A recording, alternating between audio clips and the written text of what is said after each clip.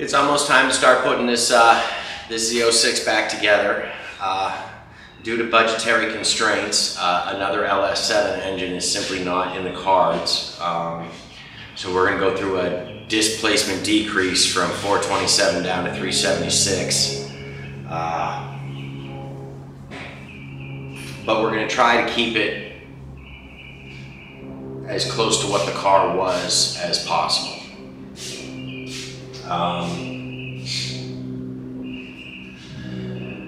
When a lot of people swap away from an LS7, they lose the dry sump oiling system and they lose the LS7 intake, and these things really take away from the underhood appearance of the car. And while there's always stuff that we can do to an LS engine for performance, it really matters that we're able to keep the Z06 looking like a Z06 under the hood. And so we're going to do everything we can in our powers to keep that up, or to achieve that. And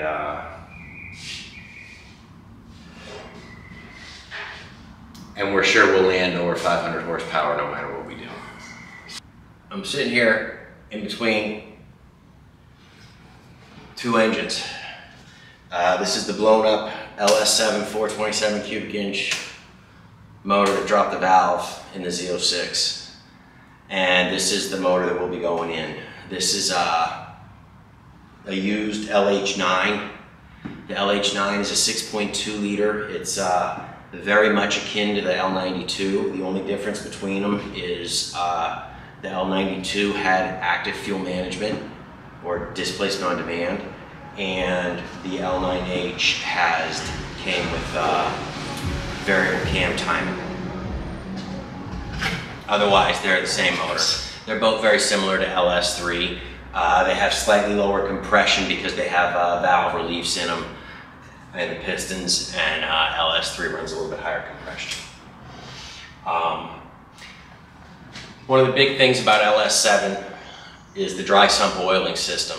And whenever you change away from the LS7 in your Corvette, in your Z06, you would also be deleting the dry sump oiling system. This would involve going to a wet sump oil pan and all that stuff. The reason for that is because LS7 has a unique crankshaft, not just for bore stroke, but for the extra material on the front of the crank to hold the oil pump needed for the dry sump. The dry sump oil pump is really two oil pumps in one. In fact, I have the LS7 oil pump right here to show you how thick it is. It's got two sets of gears in it. It's a big, physically large pump. Okay. To compare, this is the pump out of this L9H, and you guys can see the difference between them is pretty great, right? Like the LS7 pump is like straight up twice as thick. What it looks like for the two gears, it looks like it's got one set of regular gears, and then it looks like it's got one really thick gear on the outside, which is I guess a high volume set of gears. And for that, the LS7 has almost a whole extra inch of material on the crank. If we measure it, the crank snout past the flange measures almost 4 inches on LS7, where it measures only 3 inches on any other LS application. It's actually like 3 7/8. It's a little under 4 inches. The crank sprocket is another great way to tell. This is the crank sprocket for LS7. This is the crank sprocket for the L9H, which would be the same as the crank sprocket for LS3 or any 5.3 or any other LS application. You guys see the height difference? Put them on plane with each other. The LS7 is, it needs the extra material for the oil pump. So, One of the biggest things about deleting the LS7 engine or switching to any other engine in your Z06 is how are you going to drive your dry sump oiling system. For us, in this spot, I've taken care and I've made some critical checks. That's why I had to tear this engine down as far as I did. The parts that we would use, that we would have to acquire to convert this to a wet sump, are in range for the parts that we would get to keep the dry sump. And there is a way to keep the dry sump on this application, even with the motor that we're using. To convert to wet sump, you would have to buy the C6 base oil pan, the oil pickup. You'd have to buy a dipstick and a dipstick tube. You'd have to buy a C6 Corvette harmonic balancer. You'd have to buy a timing cover because this was variable cam timing and we're going to delete that. All these parts are different for Z06 or regular C6 for wet or dry sump. The sum of all of these parts puts us right in the range of what this one part that we need to buy to reuse the dry sump would be. For just a couple of years for C6 Grand Sport, Chevrolet used LS3 for the manual transmission only. They used LS3 with a dry sump oiling system. And so there is a specific part number for a crankshaft that you can buy that is an LS3 crankshaft and has the extra material on the snout. And we actually got that. We got ours from Pace Performance, still in the bag, brand new. LS3 crankshaft with all the extra material. We have every intention of transplanting this crankshaft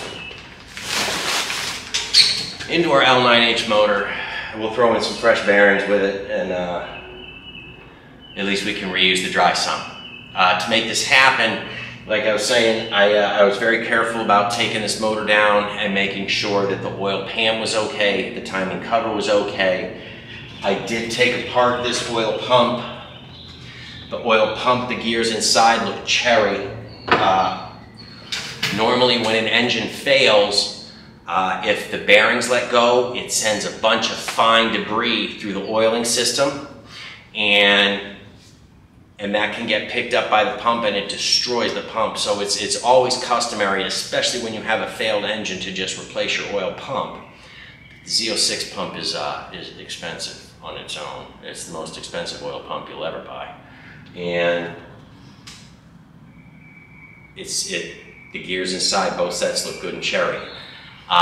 Because the way this motor came apart, all the bearings were fine, it just dropped a valve, and so it just released a bunch of big chunks, and the pickup did a good job at stopping any of that from running, and very shortly after it started coming apart, it locked itself up good and proper and stopped turning. So we got lucky in that regard, and the crank sprocket's good. So everything that we need to reuse the dry sump appears to be intact.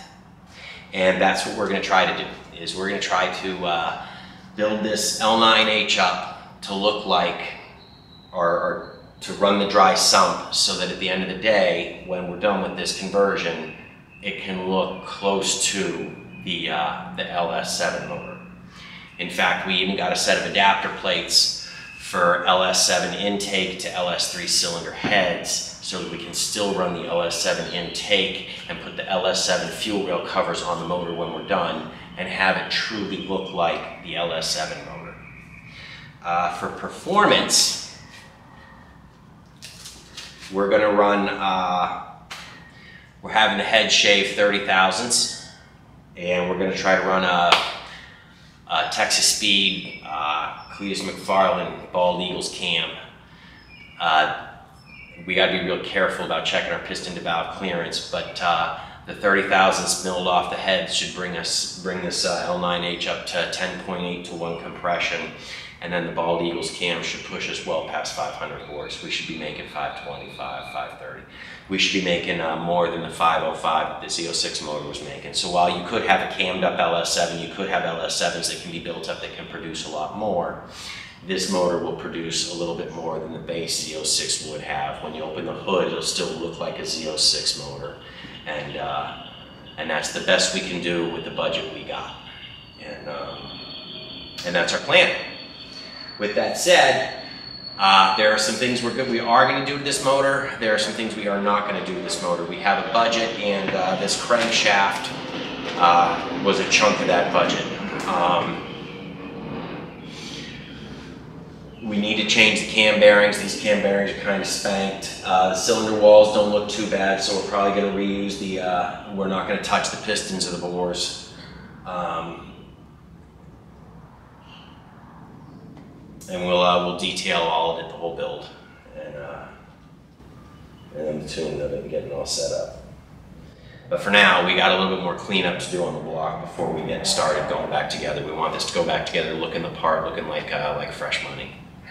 And so that's our plan. That's what we're going to try to do to get the most out of this L9H. So the Z06 Corvette can be as close to what the Z06 Corvette always was. Yeah. More videos are coming.